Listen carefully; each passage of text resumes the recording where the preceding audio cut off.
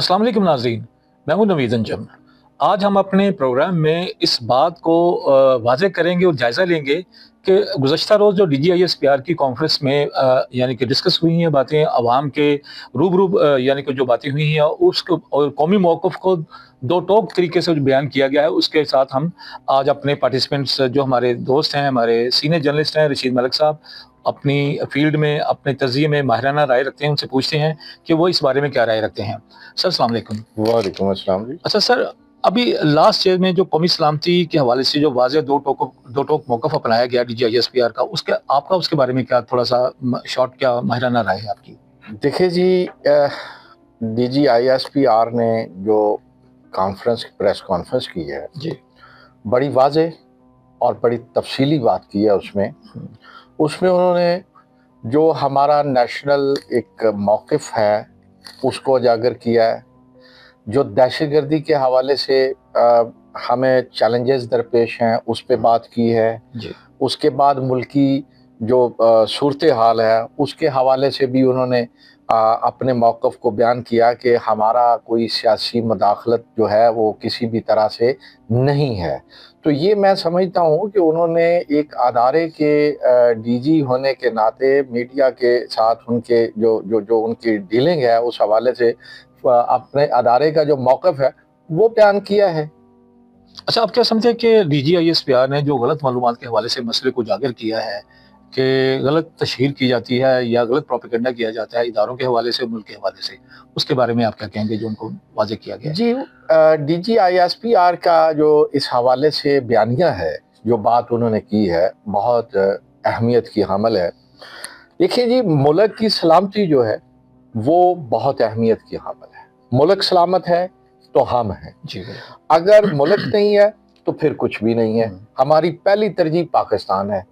तो उन्होंने बजा तौर पर ये कहा, देखिए जो बयानिया दिया जाता है पाकिस्तान की सलामती के हवाले से, उसको इस एंगल में देखना चाहिए कि हमारे पाकिस्तान की, हमारे वतन अजीज़ की क्या ज़रूरत है।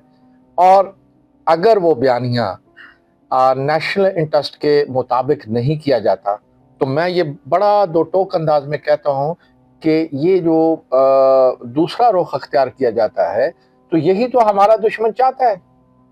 हमारे एक तरफ भारत है, दूसरी तरफ अफगानिस्तान है, और वहाँ से जो दहशतगर्दी हो रही है, वो सारी इस बयानिए की वजह से उनके मौक़िफ़ को तक़वियत मिलती है, जो नहीं होना चाहिए। तो इस अंदाज से, इस लिहाज से जो DGISPR ने बयानिया अख्तियार किया है या बयान किया है या ये मौका बयान किया है, वो बजा तौर पे ठीक है कि पाकिस्तान की सलामती पर तो कोई समझौता नहीं होता। अच्छा, क्या आप समझते हैं कि इस प्रेस कॉन्फ्रेंस में फ़ौज की सियासी गैर जानबदारी को दोबारा क्यों वाज़ेह करना पड़ा? क्या मौजूदा सियासी माहौल में ये पैगाम ज़रूरी था आपके ख़्याल में? देखिए जी, ये एक इल्ज़ाम जो हमेशा सियासतदानों की तरफ से, बाज़ सियासी शख्सियात की तरफ से, और फिर इंटरनेशनल जो आप समझें कि आलमी जो कुव्वतें हैं, वो ये लगाती रहती हैं कि जी फ़ौज ने मुदाखलत की है। फ़ौज, मैं समझता हूँ कि DGISPR ने इस हवाले से उन्हें ये एक दफ़ा फिर जो है वो वाज़ेह करना पड़ गया। उन्होंने किया भी कि जी फ़ौज सियासी अमल में किसी तरह मुदाखलत नहीं कर रही, और ये बहुत अरसा पहले उन्होंने ये वाज़ेह कर दिया था कि फ़ौज का सियासत से कोई लेना देना नहीं है। और उसके बाद अगर ये दोबारा किसी इशारे पर, किसी और के कहने पर बार-बार ये कहा जाए कि जी वो सियासत में फ़ौज मुदाखलत कर रही है, मुदाखलत कर रही है, भाई फ़ौज के पास और थोड़े काम है। दहशतगर्दी आप देखें कि PK से लेके आप बलोचिस्तान के उन पहाड़ों पर चढ़े हुए मसल्ह लोगों को देख लें, ये दहशतगर्दी जो हो रही है, इसके खिलाफ ही उसके पास टाइम नहीं है। और फिर ये सारी इन दहशतगर्दों को आप देखें कि फंडिंग कहाँ से आ रही है, सपोर्ट कहाँ से आ रही है। तो क्या फ़ौज उस दहशतगर्दी के साथ नवार्द अज़मा होने की बजाय सियासत करने की तरफ लगेगी? मैं तो ये समझता हूँ कि ये बिल्कुल एक ऐसे एक औधार का बयानिया, औधार का एक नुक्ता नज़र अख्तियार किया जाता है कि सियासी बयानिया में उसको कहा जाए जी कि फ़ौज मुलव्वस है। ये एक बिल्कुल बेतुकी सी बात है। अच्छा, दहशतगर्दी के हवाले से दी गई ब्रीफिंग में आप समझते हैं कितनी संजीदगी थी? और क्या मीडिया आवाम को असल खतरा से आगाह करने में कामयाब रहा है आपके ख्याल में इस तरीके से? دیکھیں سر، ایک تو بات یہ ہے کہ فوج ہماری سرحدوں کی حفاظت کی ذمہ دار ہے جی، اور وہ جب اس حوالے سے وطن عزیز کے تحفظ کے لیے، ہماری سلامتی کے لیے جب وہ دہشت گردوں کے ساتھ جاتے ہیں، میں یہ کہتا ہوں کہ وہ لوگ جو سمجھتے ہیں جی کہ فوج جو ہے وہ ناکام ہے یا اس طرح کا بیان رکھتے ہیں، سراسر غلط ہے۔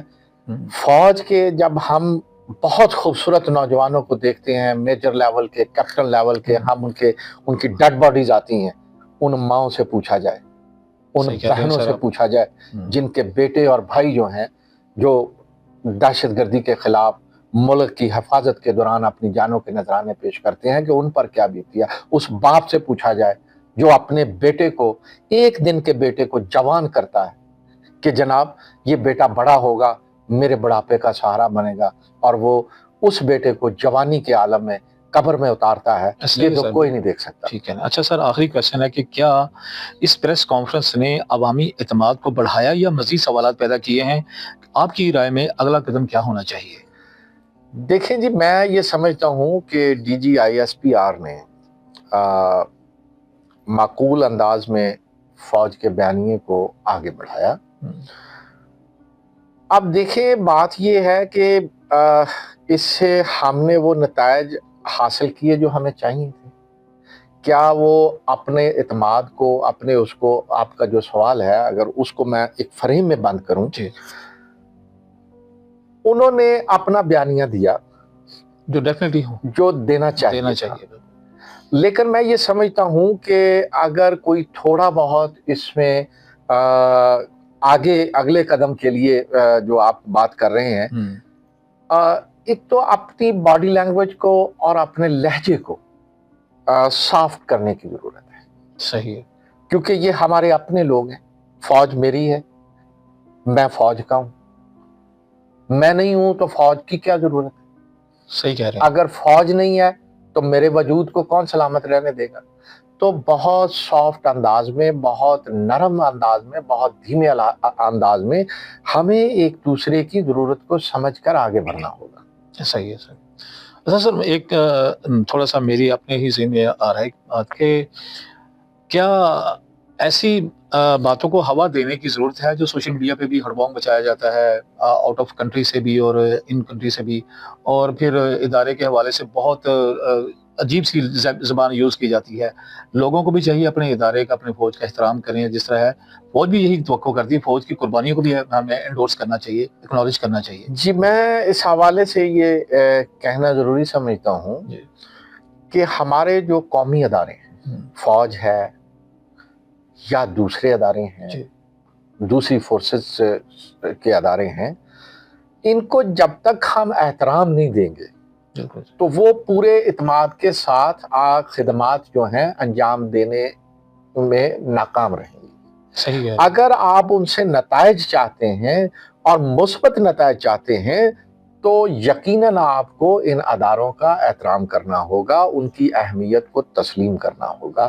اگر ہم تسلیم نہیں کریں گے، اگر ہم ان کا احترام نہیں کریں گے تو اس سے ایک ایسی بددلی کا جنم لینا لازم ہے جس سے ہم کمزور ہو سکتے ہیں، طاقتور نہیں۔ اور دشمن اسی طاق میں ہے کہ ہم کمزور ہوں اور وہ اپنے مقاصد حاصل کریں۔ ہم یعنی کہ مختصر یہ کہ ہمیں دشمن کے بیانیوں کو ہوا نہیں دینی چاہیے کہ دشمن خوش ہو اس بات پہ۔ جی، یہ بیرون ملک سے ہوں یا ہم اندرون ملک سے، اس طرح کی جو بات کی جاتی ہے یہ کوئی اپنے وطن کی سلامتی کے حق میں نہیں کی جاتی۔ ہمارا جو بیانیہ ہے وہ کسی بھی طرح سے، کسی بھی اندازے کے مطابق، کسی بھی طرف سے، کسی بھی جہت سے کمزور نہیں ہونا چاہیے، اپنے اداروں سے متعلق نہیں ہونا چاہیے، اپنے لوگوں کے متعلق نہیں ہونا چاہیے، اپنے ملک کے متعلق نہیں ہونا چاہیے۔ ایسی ہوا نہیں دینی چاہیے کہ جس سے ہماری کوئی کمزوری دشمن کے ہاتھ لگے۔ بہت شکریہ sir. Thank you very much.